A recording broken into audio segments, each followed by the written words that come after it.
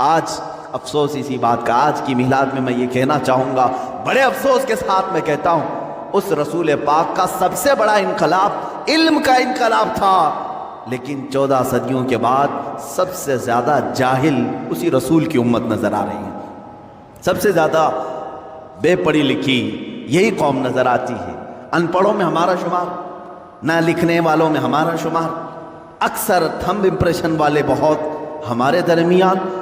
یہ تو امت مسلمہ حضور پاک صلی اللہ تعالیٰ علیہ وسلم کے لائے ہوئے نقش پر نہیں ہے، بلکہ وہاں تو یہ حال تھا کہ باہر یورپ کے لوگ رسول پاک کے شاگردوں کو دیکھ کر فخر کرتے تھے، وہاں کا ہر بچہ لکھنا پڑھنا جانتا ہے۔ یورپ میں تو صرف بادشاہوں کے بچے لکھنا پڑھنا جانتے تھے، عام لوگوں کا تو تعلیم کا حق بھی نہیں تھا، جو رائٹس آف ایجوکیشن ہوتا ہے یورپ میں یہ تھا ہی نہیں، وہاں صرف اور صرف مالداروں کے پاس تھا۔ رسول پاک صلی اللہ علیہ وسلم نے ہر گھر کو تعلیم حاصل کرنے کا حق دیا، بلکہ یوں فرمایا طلب العلم فریضۃ علی کل مسلم و مسلمہ، ہر مسلمان مرد اور عورت پر علم کا حاصل کرنا فرض ہے، فرض قرار دیا۔ تم اپنی زندگی کیسے گزارو گے، اللہ رب العزت کی رضا کیسے حاصل کرو، کتنی چیزیں تمہارے لیے حلال ہیں، کتنی چیزیں تمہارے لیے حرام ہیں، یہ سیکھنا تمہارے اوپر فرض ہے۔ آج حیرت کی بات ہے، ہم میں سے اگر 1000 ہوں تو شاید ایک ان کے بیچ میں عالم ہوگا، یا اس سے بھی کم نسبت ہوگی جو مسائل جانتا ہو، لوگوں کو مسائل بتا سکے، ورنہ عوام الناس کا حال تو یہ ہے، انہیں حرام کی طرف بھی بلائیں تب بھی عمل کر لے، حلال کی طرف بلائیں تب بھی عمل کر لے۔ حاطب اللیل اس کو کہا گیا ہے، رات میں لکڑیاں جمع کرنے والے کی مثال جاہل کی ہے، جاہل آدمی رات کو لکڑیاں جمع کرنے والے کی طرح ہے۔ حدیث پاک میں ملتا ہے، کیوں؟ رات میں ٹوکرا لے کر جو لکڑیاں جمع کرتا ہے اسے دکھتا تو کچھ نہیں، لکڑیاں بھی رکھتا ہے، کنکر بھی، پتھر بھی، جو ہاتھ میں آئے، گوبر بھی، سب ڈال لے گا اپنے ٹوکرے میں، اسے پتہ ہی نہیں ہے کیا جمع کر رہا ہے۔ جاہل کی مثال ایسی ہے، حلال بھی کرے گا، حرام بھی کرے گا، واجب بھی کرے گا، مکروہ بھی کرے گا، سب کچھ کر جائے گا، اسے پتہ ہی نہیں۔ جہالت اسلام کے لیے سب سے بڑا داغ ہے، اس لیے آپ دیکھتے ہیں کبھی حضور صلی اللہ تعالیٰ علیہ وسلم کے زمانے کے بعد کے زمانے کو دور اسلام کہتے ہیں، اور اس سے پہلے والے زمانے کو دور جہالت کہتے ہیں۔ اسلام کا اپوزٹ ہے دور جہالت، ہونا تو یہ چاہیے کہ اسلام سے پہلے کفر ہو، اسلام کا اپوزٹ تو کفر ہے، لیکن یہاں اتنا اپوز کیا گیا ہے جہالت کو کہ اسلام کا اگر سب سے بڑا اپوزٹ کچھ ہے تو جہالت ہے، نہ جاننا، علم کا نہ ہونا، یہ اسلام کا بالکل اپوزٹ ہے۔ اس اپوزٹ کو تم اپنے سینوں میں پال کر رکھے ہو آج۔ بچوں کو تعلیم سے دور رکھنا، اپنے گھروں کو علمی ماحول سے دور رکھنا، یہی تو ایک وجہ ہے کہ جو ہمارے معاشرے میں آتا ہے اپنا رنگ جمانے کی کوشش کرتا ہے اور جم بھی جاتا ہے، وجہ صرف اور صرف یہ جہالت۔ اگر تم شریعت مصطفیٰ صلی اللہ تعالیٰ علیہ وسلم کے علم سے بہرہ مند ہو، آج کون سی چیز ایسی ہے جو تمہیں علم حاصل کرنے سے روکتی؟ کون سی چیز ہے؟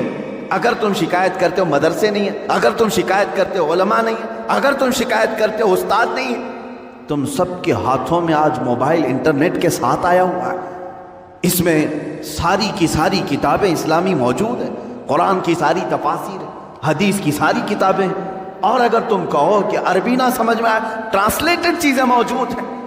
خود میرے عزیزو، ہمارے پاس جو لائبریری ہے، ایک چھوٹا سا ایپ ہوگا، 32,000 کتابیں ایک موبائل میں لے کے ہم چلتے ہیں، جب ضرورت ہو کتاب کھولی، پڑھ لیا۔ زمانہ اتنے عروج پر آ چکا، یاد رکھنا کل قیامت کے دن اس زمانے کا کوئی آدمی اللہ کے پاس بہانہ نہیں کر سکے گا، عذر نہیں پیش کر سکے گا، اے اللہ میں ایسے ماحول میں تھا کہ کوئی استاد ہی نہیں ملا، اے رب میں ایسے ماحول میں تھا کہ کوئی عالم ہی نہیں آیا۔ تم تو عذر نہیں کر سکو گے، کم سے کم یہ بات یاد رکھو، پکڑ ہوگی، کیونکہ رب تبارک و تعالیٰ یہ فرمائے گا میں نے تو اپنا رسول بھیجا تھا اس لیے کہ علم عام ہو، تم نے تو علم کے سارے دروازے بند کر لیے، سارے دروازے بند کر۔ عزیزان گرامی وقار، اس ریولوشن کی میں بات کر رہا ہوں جو علمی انقلاب تھا، روحانی انقلاب تھا۔ اب ایک بات اور، جب لائٹ آ جاتی ہے تو بہت ساری چیزیں دکھنے لگتی ہیں، لائٹ بند ہو تو پتہ نہیں چلتا کہ دیوار پہ کیا ہے، زمین پہ کیا ہے، چھت پہ کیا ہے، لائٹ روشن کرو، ہر جگہ نظر آنے لگی۔ اسی طرح کہا گیا العلم نور، علم روشنی ہے، جس انسان کے اندر آ جائے تو پھر اسے سب خرابیاں سامنے نظر آتی ہیں۔ حرام کیا ہے، کفر کیا ہے، شرک کیا ہے، غلاظت کیا ہے، علم کی روشنی میں وہ بندہ دیکھ سکتا ہے، اور جاہل اندھیرے میں ہاتھ پیر چلاتا رہتا ہے۔ کتنی خرافات ہمارے معاشرے میں آئی ہے صرف جہالت کی وجہ سے۔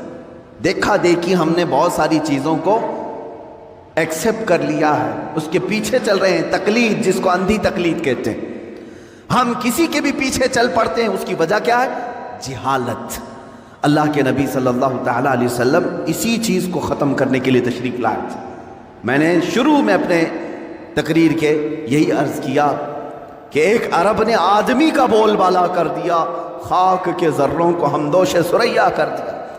ظاہر سی بات ہے، بتوں کی پوجا کرنے والوں کو بتوں سے آزادی دلا کر ایک خدا کی طرف لانا معمولی بات نہیں، لیکن رسول پاک نے یہ کام علم کے ذریعے فرمایا۔ علم کے ذریعے، جب بندے کے پاس علم ہو تو آپ اس سے ڈیبیٹ کر سکتے ہیں۔ جاہلوں سے کیا مناظرہ ہوگا؟ جاہلوں سے کیا ڈیبیٹ ہو سکتا ہے؟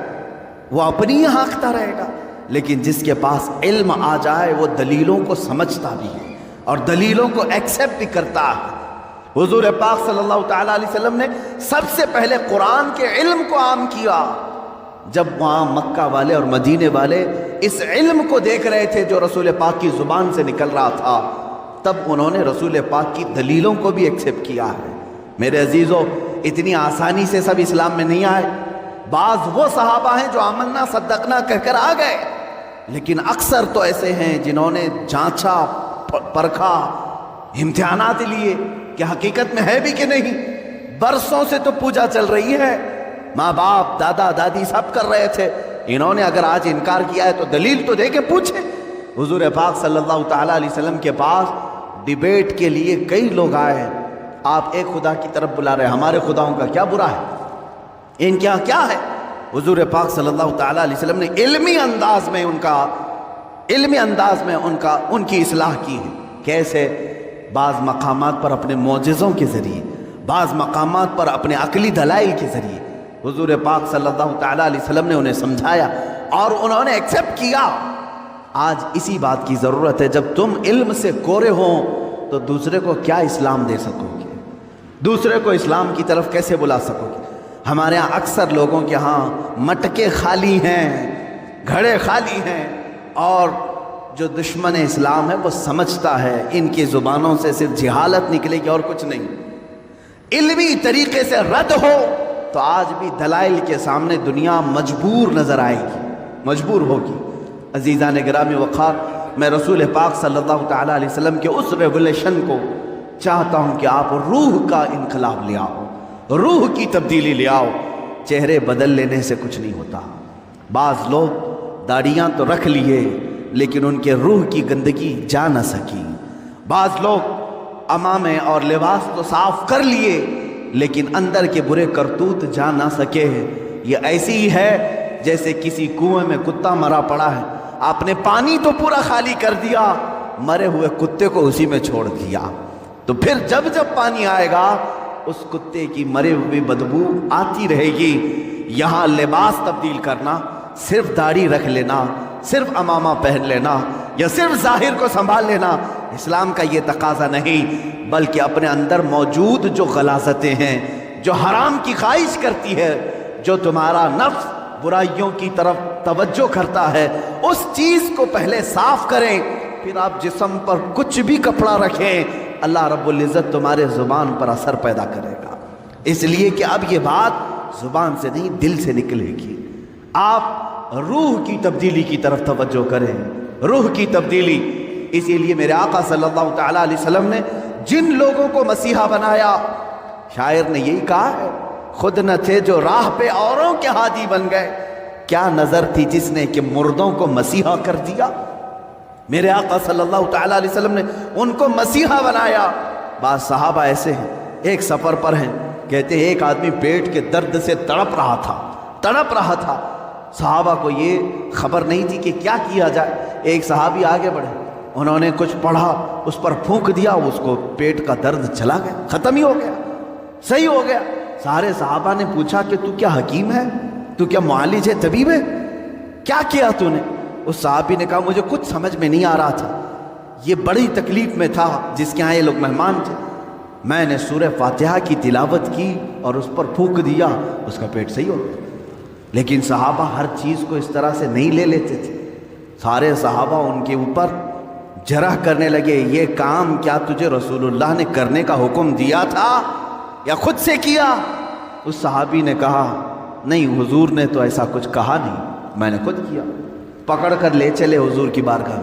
کیا قرآن کی آیتیں پڑھ کر کسی پر پھونک مار سکتے ہیں کہ نہیں؟ یہیں سے، اس حدیث سے ہی ثابت ہوتا ہے کہ ہم جو بزرگان دین کے پاس دم کرانے کے لیے جاتے ہیں، وہ صحابہ آئے، کہا اے اللہ کے نبی صلی اللہ علیہ وسلم، آپ کے اس صحابی نے آج ایک عجیب و غریب عمل کیا۔ کہا کیا کیا؟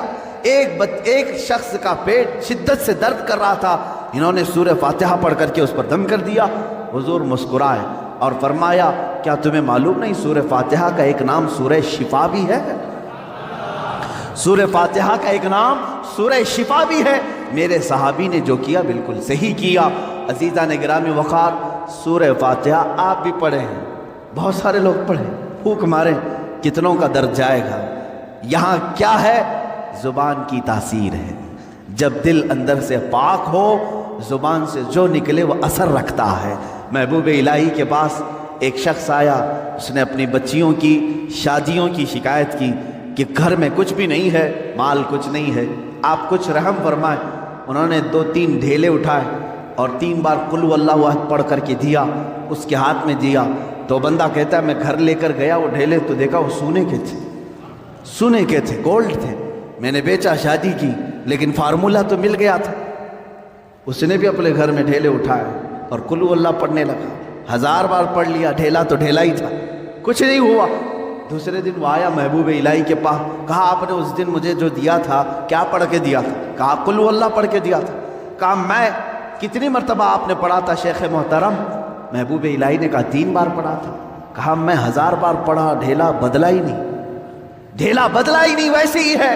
محبوب الہی نے فرمایا جا پہلے اپنی روح بدل لے، ہر چیز بدل جائے، اپنا دل بدل لے، اللہ تیری زبان سے ہر چیز کو بدل دے گا۔ آپ کی تاثیر جو ختم ہوگی تو روح کے بدلنے سے، آپ نے اپنی روح کو اور اپنے قلب کو غلاظتوں میں اگر رکھا ہے تو زبان کی تاثیر ختم ہو جاتی۔ حضرت سیدنا سلیمان جزولی رحمۃ اللہ تعالی جو دلائل الخیرات شریف کے مصنف، وہ کہتے ہیں درودوں کا مجموعہ انہوں نے لکھا ہے، کتاب لکھی ہے۔ ہم سفر پر تھے، عصر کی نماز کا وقت تھا، ٹائم ختم ہو رہا تھا، کنواں قریب میں تھا، وضو کرنے کے لیے پانی نکالنے کے لیے کوئی چیز نہیں تھی، ہم پریشان تھے ساتھی لوگ۔ ایک چھوٹی سی 10 سال کی بچی آئی، اس سے کہا بیٹا تمہارا گھر قریب ہے تو بکیٹ کچھ لے آؤ، ڈول لے آؤ، پانی نکال کر ہم وضو کرنا چاہتے ہیں۔ اس لڑکی نے کہا پانی چاہیے آپ۔ وہ گئی اس کنویں کے پاس کھڑی ہو کر اپنا تھوک ڈال دی، تھوک دیا اسے، اور پانی جوش مار کر اوپر آیا۔ ان لوگوں نے وضو کیا۔ سلیمان جزولی فرماتے ہیں میں نے بچی کو روک لیا، بیٹا رک جا، ہم نماز پڑھیں گے، بعد میں تجھ سے بات کریں گے۔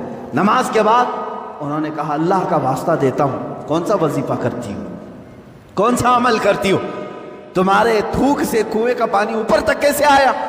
وہ بچی کیا کہتی ہے کوئی وظیفہ نہیں، میرے باپ نیک ہیں، انہوں نے صرف اتنی تربیت کی ہے کہ بیٹا جھوٹ کبھی نہیں بولنا، حرام کبھی نہیں کھانا، جھوٹ کبھی نہ بولنا، حرام کبھی نہ کھانا، ان 2 چیزوں پر ہمارا عمل ہے۔